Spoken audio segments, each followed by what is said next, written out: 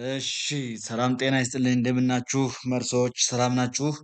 እስኪ አጠር ያለች አንዳንድ የኦንላይን የሞክ ኤግዛሙን አገባብ የተወሰነች ነገር ለማለት እፈልጋለሁ። አንድ ኤግዛምፕል ሰርተን በሱ እያየን ለማየት እና እናንተም በዛ ልክ ዝግጁ አድርጋችሁ ሁሉም መምህር በተፈቀደለት መግቢያ ገብቶ ሞክ ኤግዛሙን ልምምድ እንዲያደርግ በአክብሮት እየጠየኩኝ ዋናው እነዚህ ሁለት ነገሮችን ማወቅ ይጠበቅባቸዋል ማለት ነው።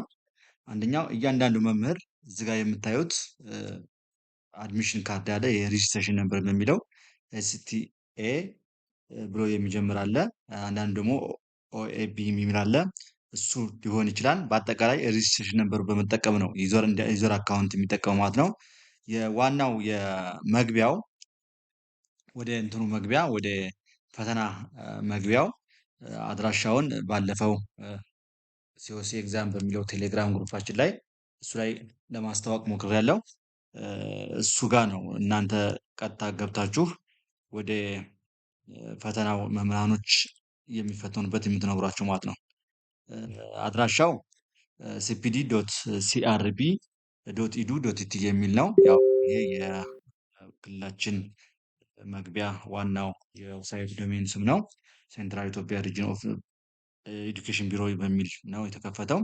እዚህ ጋር እንደምታዩት ያቺ የባለፈው አንስቷችሁ ሊንክ ይችኛቱ ሊንክ ክሊክ በማድረግ የምትፈልጉት ብሮዘር ላይ በሞባይልም ሆነ በማንኛውም ባገኛችሁ ዲቫይስ ኢንተርኔት ኮኔክሽን ባለበት እሱ ላይ ፔስት አድርጋችሁ ይሄ ነው ኢንተርፌሱ ይመጣላችሁ ማለት ነው።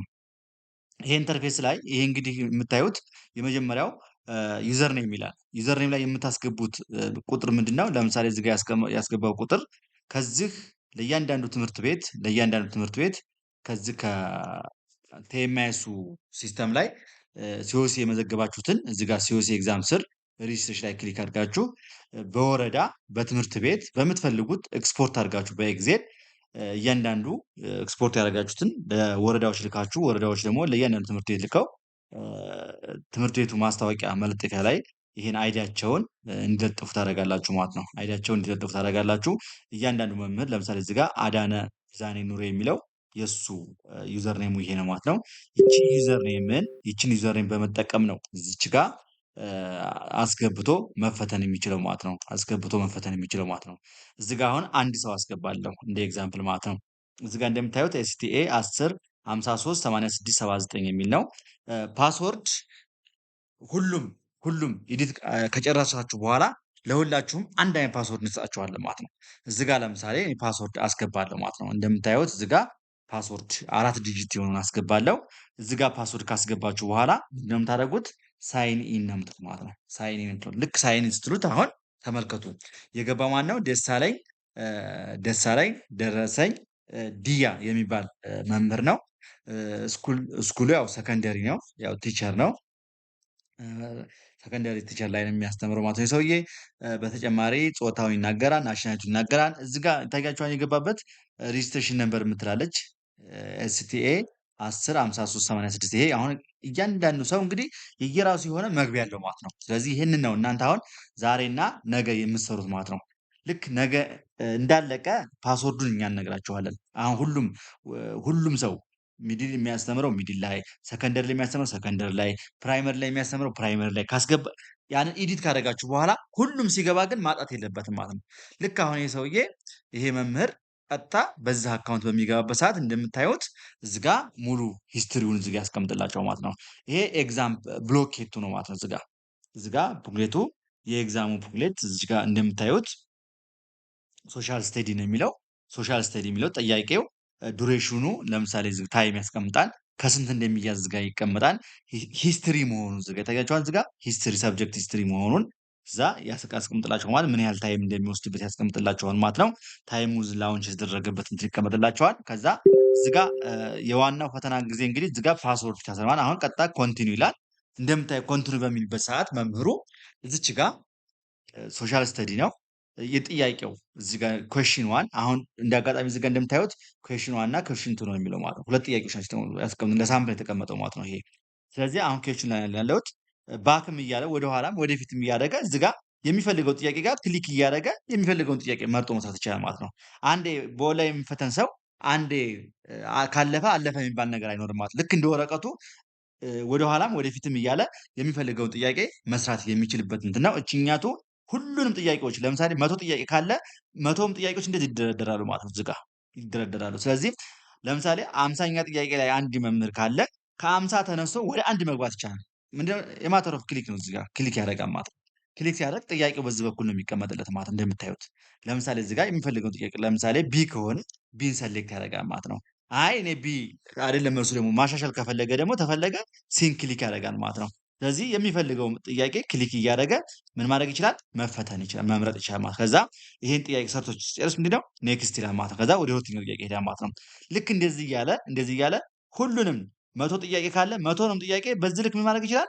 ማስገባትና መፈተን ይችላል ማለት ነው። እዚህ ጋር እንደምታዩት ኩዌሽን 1 ከተሰራ አረንጓዴ ያቀርባል፣ ካልተሰራ ደግሞ ቀይ እያደረገ ይሄዳል ማለት ነው። ስለዚህ የተሰራውን ቀይ እያደረገ ያልተሰራውን ቀይ ያደረገዋል፣ የተሰራውን አረንጓዴ እያደረገላቸው በዚህ መልኩ በቀላሉ ችግሩን እዚህ ጋር እያየ መፈተን የሚችልበት ሲስተም ስለሆነ ሁሉም ሰው ግን ይሄን ወደ ፈተና ከመግባቱ በፊት እያንዳንዱ የተመዘገበው መምህር ለተመዘገበለት ሰብጀክት ገብቷል ወይ፣ ለተመዘገበለት ስኩል ሌቭል በትክክል ገብቷል ነው የሚለውን ይሄንን ሁላችሁን ኮንፎርም ማድረግ ይጠበቅባችኋል ማለት ነው።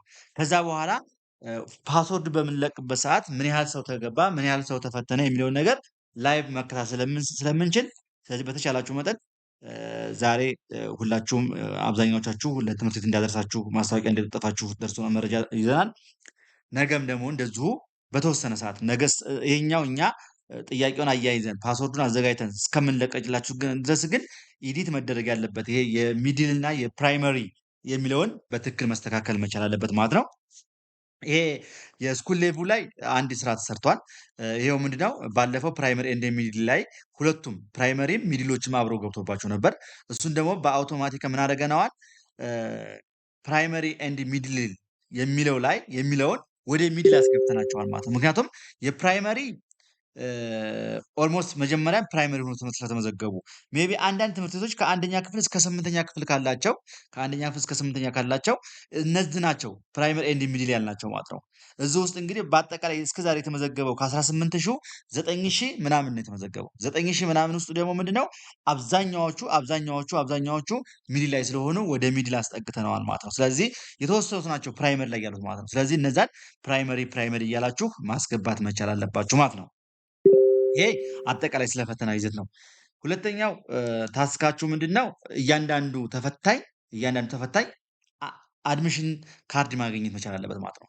ስለዚህ አድሚሽን ካርድ ለማተም ከፈለጋችሁ በዞን ደረጃ፣ ከፈለጋችሁ በወረዳ ደረጃ፣ ከፈለጋችሁ በትምህርት ቤት ደረጃ አድሚሽኑን ማተም ያስፈልጋል